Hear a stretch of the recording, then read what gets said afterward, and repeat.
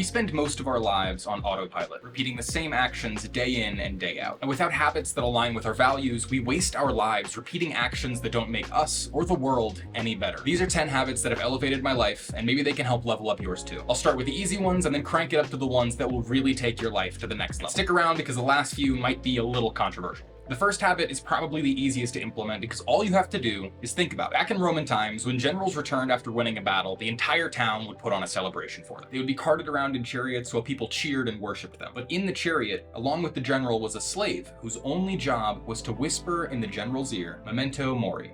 Remember that you have to die. This was a reminder to the general that even though he was being treated like a god, that he too was mortal and would one day die. It was the ultimate reminder not to forget about the importance of our time here. When you forget that you have to die, you start taking your time here for granted. And this is the first habit, to think about your mortality every day and to remind yourself, Memento Mori. The second habit that has taken my life to the next level is Shinrin-yoku, which is the Japanese practice of forest bathing. And no, I don't mean literally taking a bath in the forest, although that does sound pretty nice. And I know it sounds like I'm just telling you to go touch grass, but this practice is actually seriously good for you. Studies have shown that immersing yourself in a forest environment can actually increase the production of anti-cancer proteins and white blood cells in the immune system, effectively boosting your overall immunity. But it's really all about taking in nature through all 5 senses. So listening to the birds, touching the leaves, smelling the flowers, tasting the crispness of the air, and just really taking in your surroundings. And as a bonus, spending time outside like this has been shown to enhance creative problem solving by up to 50%. This practice is not only caught on because of the health benefits, but the creator of this practice thought that if people got some kind of therapeutic benefit from nature, they'd be more inclined to protect it. I recently moved near Lake Tahoe, which is surrounded by national forests, and it really does feel like the more time I spend in the forest, the happier and healthier I get.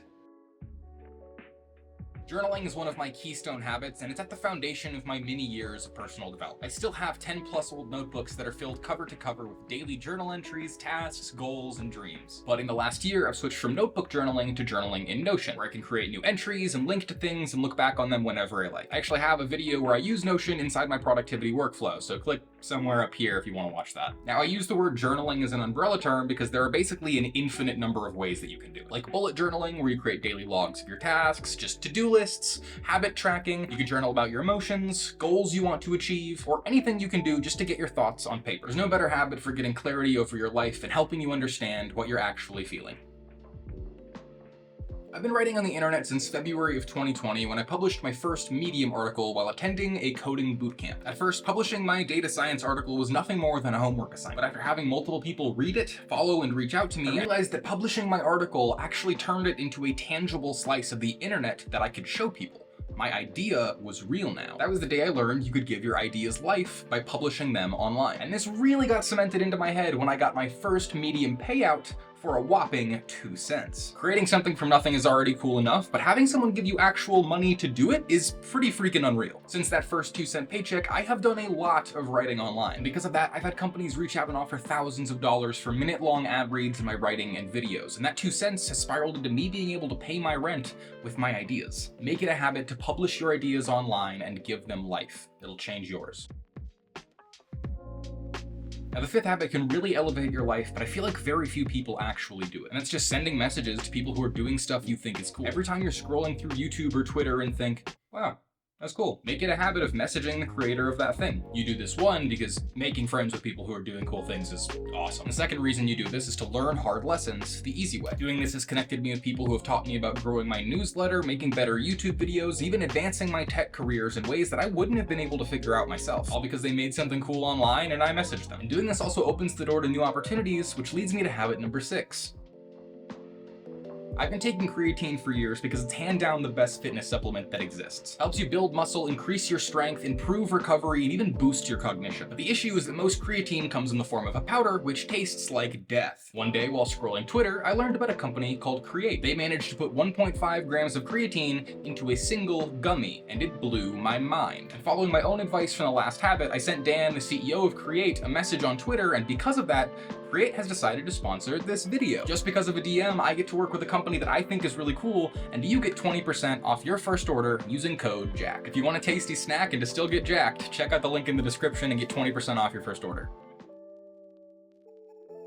Flow state is the mental state you get when you're fully immersed in a feeling of energized, focused, full involvement and enjoyment in the process of an activity. When in flow, you experienced heightened motivation, intense concentration, and increased creativity. Flow state can create a sense of timelessness, reducing self-criticism and judgment, allowing creative ideas to flow more freely. While I have done my best writing, coding, and video editing while deep in flow state, I try to make it a habit to get into this mental state as much as possible through non-work related hobbies. I think this is because since it's a hobby and you're not doing it out of money or necessity, you can access a level of freedom and fun that I really haven't been able to find anywhere else. Getting work knocked out in a flow state is great, don't get me wrong, but when you're fully immersed in something and you're doing it just for the love of doing it, it's a recipe for peak experiences. I love action sports like rock climbing, skateboarding, surfing, and snowboarding because they get me into a flow state almost every single time. I can challenge myself without any pressure from external sources and really just let the world disappear around me while I do what I love to do. Flow state hobbies don't have to be something where moving your body is required, but I think movement and physical activity is one of the key things to getting out of your head and really experiencing and enjoying life in the present moment.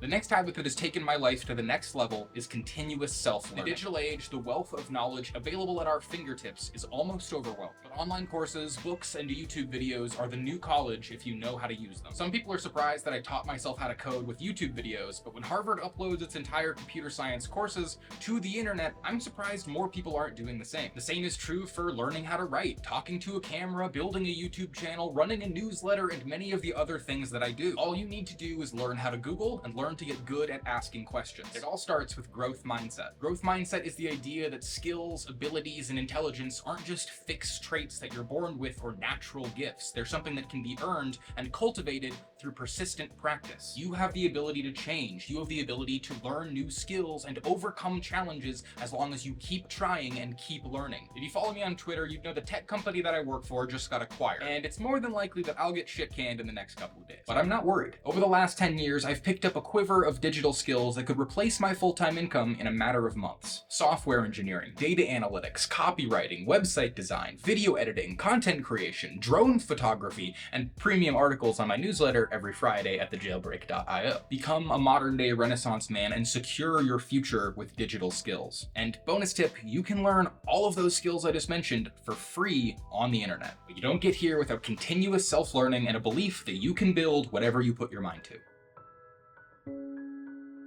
The ninth habit that has changed my life is a little bit contentious and even makes some people a little bit upset, but that is the habit of not eating meat.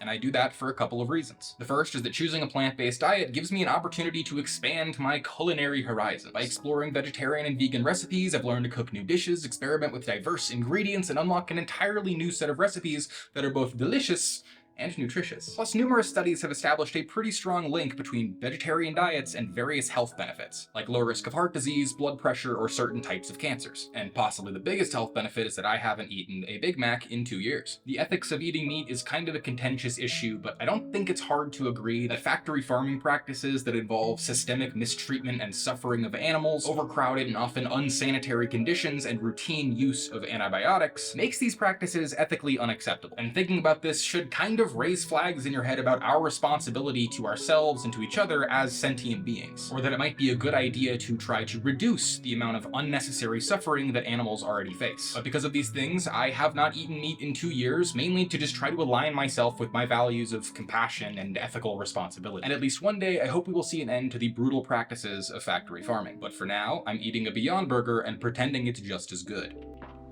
Alright, the final habit that I have implemented that has taken my life to the next level is just limiting social media and specifically algorithmically recommended content. If you've ever found yourself scrolling on Instagram or Twitter and then closed the app only to immediately reopen it, this one's for you. OneSec is an app I use to stop mindlessly going on social media and other apps that kill my productivity. And the only thing it does is make you wait. For instance, if you click on Twitter, OneSec pops up and asks you to take a deep breath and wait 5 seconds. Then it gives you the option to continue to the app or to exit. And just having something that pops up and is like, hey, you're going on Twitter again, has literally saved me days of my life from being lost to mindless scrolling. And it's free if you're only using it on one app. These content algorithms are designed with one thing in mind: to keep you on the app. Actively avoid from algorithmically curated content and you escape the dopamine trap of social media almost entirely. Use social media and follow people making cool stuff, but be mindful about consuming nothing but content that was recommended to you by an algorithm. Except for mine. These are the 10 habits that have genuinely elevated my life. If you enjoyed this, drop a like and comment and subscribe to my weekly newsletter if more content like this is something you'd enjoy. If you want to watch another video like this one, I recommend you watch this video here. Safe travels, and I'll see you next week.